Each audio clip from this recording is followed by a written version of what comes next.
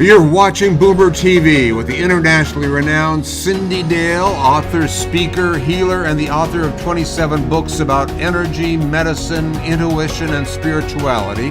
This is Andy Asher, editor of bloomerboomer.com. You can be part of this amazing journey on the bloomerboomer.com platform that will launch you toward the most fulfilling life you want after 55. Today, Cyndi will talk about your ability for receiving a spiritual message. And now, here's Cyndi Dale. Hi, everybody. How are you? I am going to talk about how to receive a spiritual message, because don't we all, in times of need and even in times of joy, want to be touched by the beings that surround us, whether you call them angels or a deceased loved one, or you want, the creator or God or your higher power to reach through to you. Again, whenever we're in need, we want to know what the greater ones have to say to us. And it's possible. Perhaps you've already received guidance. Maybe it's been in a dream.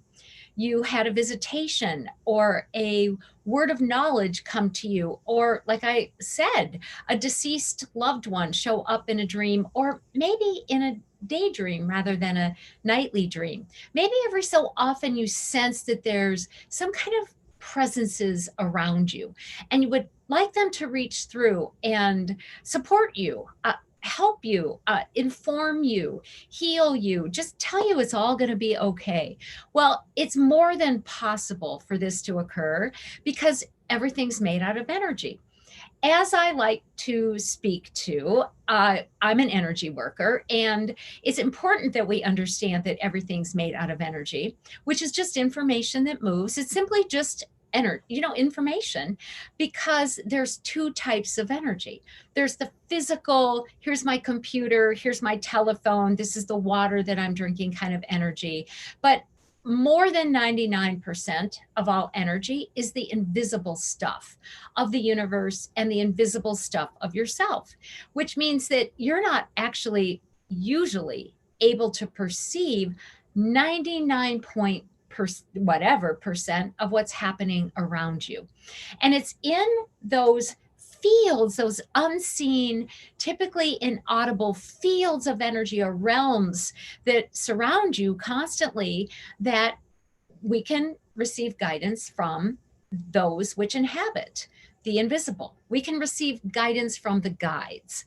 And so I'm going to talk about how that works today, give you a few examples, and help you open yourself in a meditative way to being on that receiving end of whatever it is the guides want to share with you or show you or bring to you today.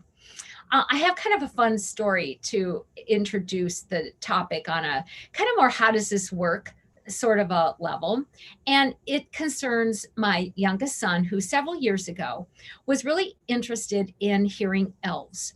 I had had a friend stay with me, and she was able to hear elves, and she talked about what elves were and how they run around the house and they take care of things and they bounce on the dog's fur and flip around on the tails and this and that and the other thing. And my son, who was about 3 or 4 at that time, was, of course, who wouldn't have been, very enchanted and entranced with this idea. And so he came to me one night after she had left, and he said, "Mommy, can you hear elves?" And I said, sometimes I can, because I actually have been able to hear spirits ever since I was a little girl. I could hear angels, I could hear ghosts, I could see colors and get visions, but a lot of what I was able to do was just hear things, good things, that which would whisper in my ear, kind of little endearments or help guide me, or they never helped me cheat on my homework, which was unfortunate, but I really wish they would have. But the guides around me, the spiritual beings around me, often kept me going when life was the most challenging for me. And I have heard fairies and elves, and here's where all the secrets come out of the weirdness of Cyndi Dale.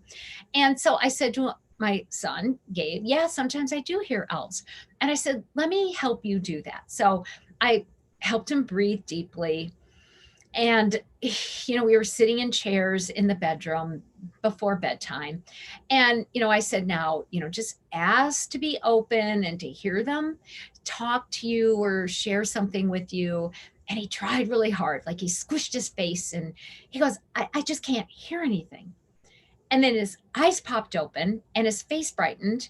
And he said, Mom, lay on the bed with me. So I laid right next to him and he put his ear next to my ear and he said, I'll hear them through your ears. I think we can hear through other people's ears. When I'm working with clients, sometimes I become their ears to what, a past loved one wants to say, or what an angel or a being of the light, or, just somebody, who's otherwise unattainable, kind of is available and wants to share to something that they want to share. But I would like you to be able to receive and to be set up to be able to have messages come directly to you in such a way that you can translate them. And so let me give you a little bit of knowledge about how this ability works from an energetic perspective, really both a physical and subtle energetic perspective. This ability to bring in guidance, to allow ourselves to obtain messages in the kind of psychic dynamic is called clairaudience, which means clear hearing. Really, it could be called clear receiving. And it works through a chakra. This is an energy body that helps us receive that which is inaudible or invisible, comes from all these different subtle worlds and realms, and translate them, transfer them into something physical. So we can see, we can hear, we can sense, and we can feel. We use our body as the medium.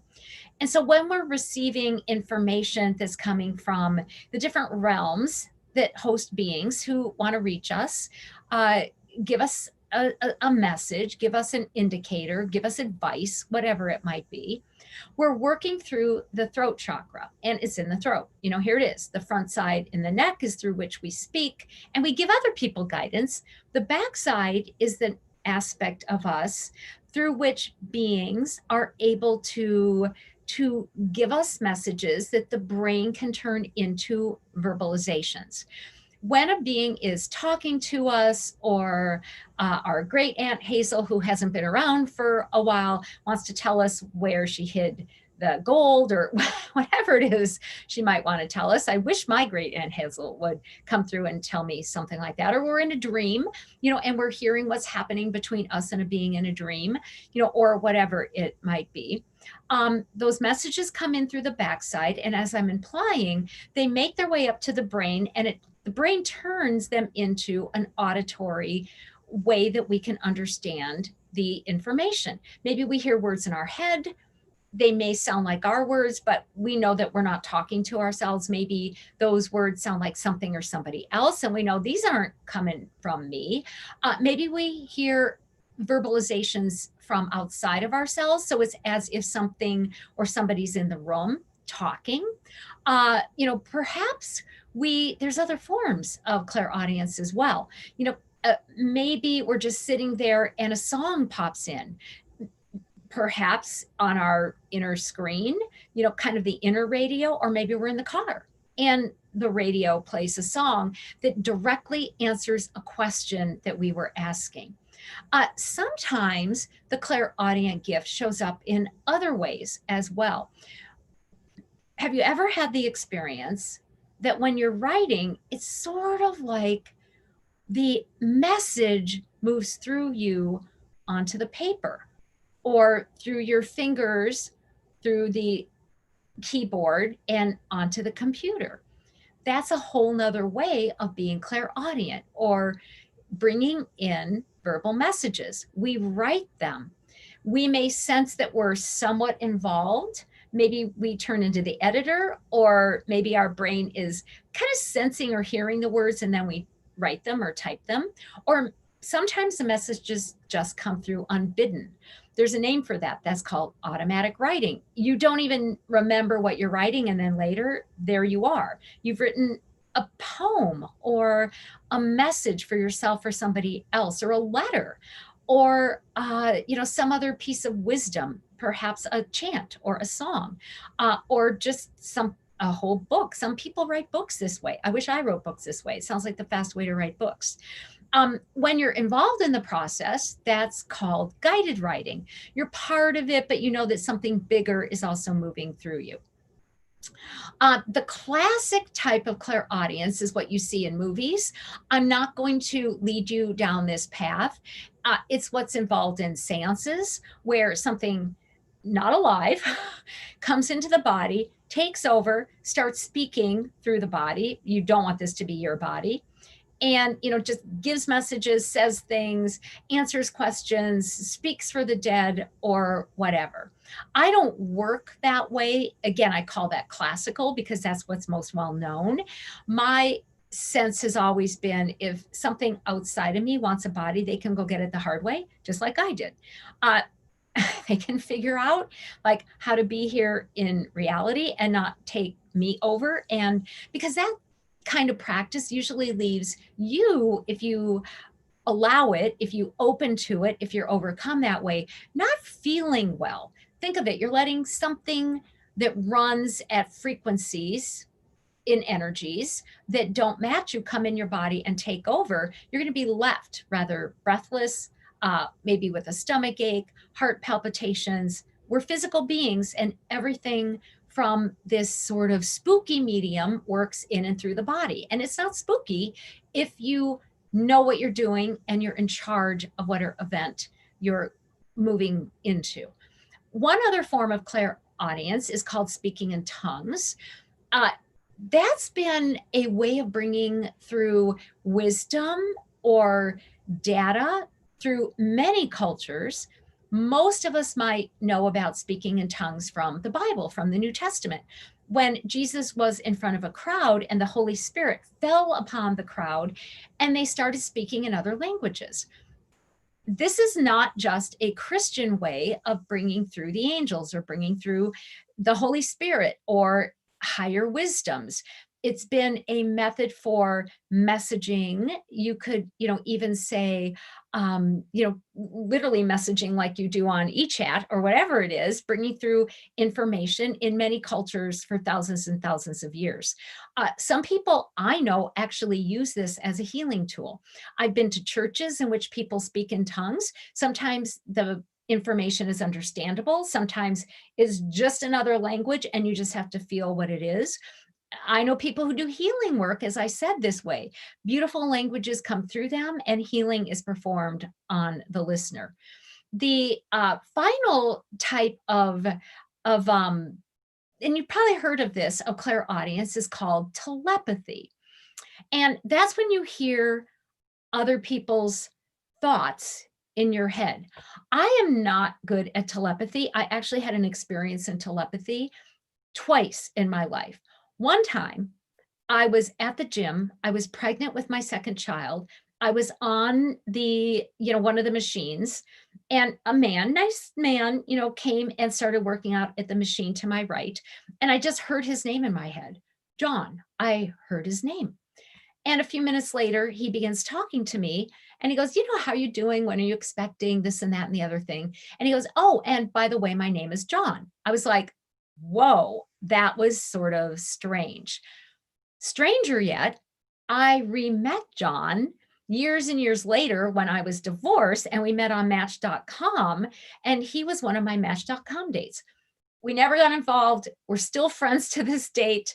I think of it as sort of, my higher power opening the door and using my clairaudient ability to say, you're going to need to be his friend. I'm going to, introduce you now through telepathy, and later you can just be very, very good friends.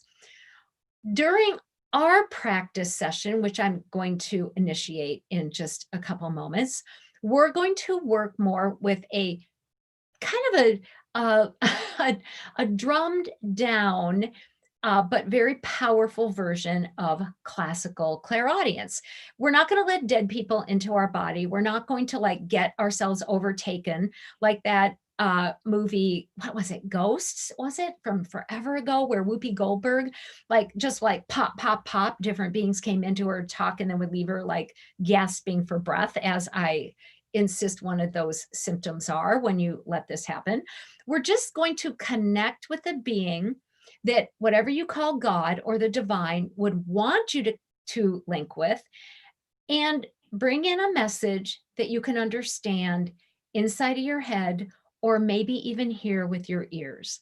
So let's take a couple minutes. So you're going to be able to very gently and safely receive a spiritual message that's going to have meaning for you and go forward with it. Okay, take a couple deep breaths.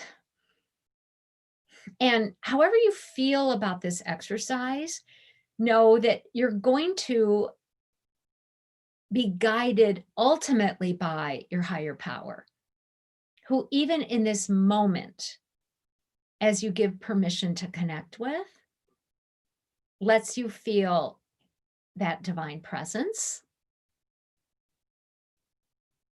and unconditional love, and helps you feel the blanket of protection around you that's going to serve as the parameters you need. So through this throat chakra, through your ears, through your inner mind, you'll receive only a message from a divinely approved guide. And within the comfort of that boundary and the protection, knowing that you're going to be led only by that which you call your higher power, breathe into your throat. Oh, kind of breathe into the center of your throat and give permission for your higher power to just expand or open that energy center. So it's going to be held in a way where a guide, where a presence, where an angel, where a divine messenger can actually pass into you a beautiful, needed message, an auditory message. Resting in the divinity, in God and the oneness, ask that the Creator now allow a guide to move closer to you, not into you, not so close that you feel disturbed, not so near that you start to feel it instead of yourself, but nearby, either your right or your left ear, and to then invite in a verbal message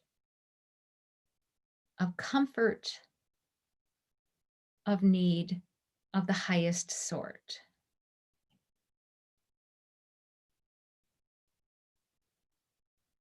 As you take a couple deep breaths, get a sense of how you feel that message, how it begins to vibrate around or inside of you. So it's actually turned into some kind of auditory gift. Don't edit. Allow this message to come and to be as it is. And know, too, that however clear it is in this moment, as you move forward from this interaction, the divine will help make it clearer and clearer for you. Maybe actual words or a song or lyrics or poem will pop in a few hours or during the nighttime or tomorrow. Sometimes when our mind is most still is when we can hear and understand the most. Again, relate to that higher presence. Thank whatever spiritual guide did show up. Take a few deep breaths. And feel the body, feel your body, own your body, be your body. You're going to feel your head, your throat, your chest, your legs, your feet, your arms, fully present, still surrounded by that blanket of protection, open your eyes when you're ready. So thank you, Andy, for letting me lead people through that short practice. Yeah, I love your presentations, but the last more meditative part is always my favorite. It always makes me feel really, really good. I like that part too, because that's where the proverbial rubber meets the road. And, that's where it's like we learn something and we don't have to do it just right now. People can replay that. They can write down the steps. They can work with it. And you can do it in your spare time anytime. We're always able to connect with the invisible world. We're always able to receive solace or information or healing. I mean, we're just fields of light and sound. So we don't begin and end at the skin. So why would we want to limit our abilities to receive what we need? Yeah, absolutely. I did get a few questions here. Can I, you want me to give them to you? Okay, so anyway, Joan is 66. She feels she's getting better at receiving messages, but she's just wondering if she is getting better about being more in touch. Did that make sense? Yeah, It makes perfect sense. yeah. And I would say yes. Uh-huh. I believe that we all receive messages all the time. I mean, we really are surrounded by realms and realms, that are energetically different. So closer to the body, we have more physical beings like the people and the animals that we know. But right outside of that are other worlds of energy that have different kinds of beings that are always interacting with us, but we block it. We only know what we know. We only open to what we believe we're supposed to open to. So I would say definitely, Joan, you're getting more in touch, which means that there's even more to come. Robert, he's 81. He said he's heard about clairaudience about 20 years ago, but he's wondering if there is a part of the brain that controls that. I think there's many parts of the brain. And with all of these different abilities, clairvoyance is pictures, there's different empathic abilities and gifts where you can sense what's happening in other people's bodies or with their feelings or their thoughts.